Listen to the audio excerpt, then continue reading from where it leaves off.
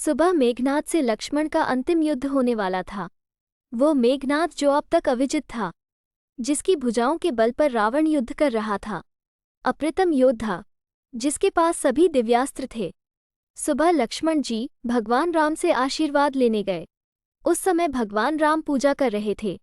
पूजा समाप्ति के पश्चात प्रभु श्री राम ने हनुमान जी से पूछा, अभी कितना समय है युद्ध होने में? हनुमान जी ने कहा कि अभी कुछ समय है, ये तो प्रातःकाल है। भगवान राम ने लक्ष्मण जी से कहा, ये पात्र लो, भिक्षा मांग कर लाओ, जो पहला व्यक्ति मिले उसी से कुछ अन्न मांग लेना। सभी बड़े आश्चर्य में पड़ गए। आशीर्वाद की जगह भिक्षा, लेकिन लक्ष्मण जी को जाना ही था। लक्ष्मण जी जब भिक्षा मांगने के लिए निकले तो उन्हें सबसे पहले रावण का सैनिक मिल गया। आज्ञा अनुसार मांगना ही था। यदि भगवान की आज्ञा न होती तो उस सैनिक को लक्ष्मण जी वही मार देते, परंतु वे उससे भिक्षा मांगते हैं।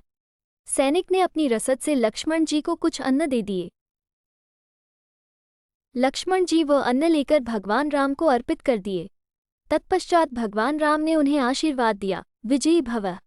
भिक्षा का मर्म किसी के समझ नहीं आया, कोई पूछ भी नहीं सकता था। फिर भी यह प्रश्न तो रह ही गया। फिर भीषण युद्ध हुआ। अंत में मेघनाद ने त्रिलोक की अंतिम शक्तियों को लक्ष्मण जी पर चलाया। ब्रह्मास्त्र, पशुपात्र, सुदर्शन चक्र, इन अस्त्रों की कोई काट न थी। लक्ष्मण जी सिर झुकाकर इन अस्त्रों को प्रणाम किए।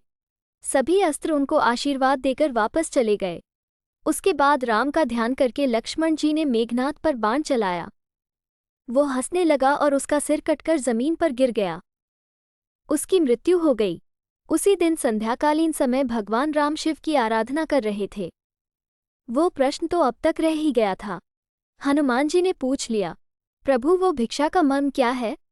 भगवान मुस्कुराने लगे, बोले, मैं लक्ष्मण को जानता हूँ, वह अत्यंत क्रोधी है, लेकिन युद्ध में बहुत ही विनम्रता की आवश्यकता पड़ती है। विजयी तो वही होता है जो विनम्र हो। मैं जानता था मेघनाद ब्रह्मांड की चिंता नहीं करेगा, वो युद्ध जीतने के लिए दिव्यास्त्रों का प्रयोग करेगा। इन अमोघ शक्तियों के सामने विनम्रता ही काम कर सकती थी। इसलिए मैंने लक्ष्मण को सुबह झुकना बताया। एक वीर शक्तिशाली व्यक्ति जब भिक्षा मांगेगा तो विनम्रता स्वयं प्रवाहित होगी। लक्ष्मण ने मेरे नाम से बाण छोड़ा था। यदि मेघनाद उस बाण के सामने विनम्रता दिखाता तो मैं भी उसे क्षमा कर देता। भगवान श्रीरामचंद्र जी एक महान राजा के साथ अद्वितीय सेनापति भी थे। युद्धकाल में विनम्रता शक्ति संचय का भी मार्ग है, वीर पुरुष को शोभा भी देता है। इसलिए किसी भी बड़े धर्म युद्ध में विजय प्राप्ति के लिए विनम्रता और धैर्य का होना अत्यंत आवश्यक है। रामचरितमानस में गोस्वामी तुलसीदास जी ने लिखा भी है, धीरज धर्म मित्र अरु नारी, आपतकाल परीक्षे ही चारी। जय सिया राम, जय जय हनुमान।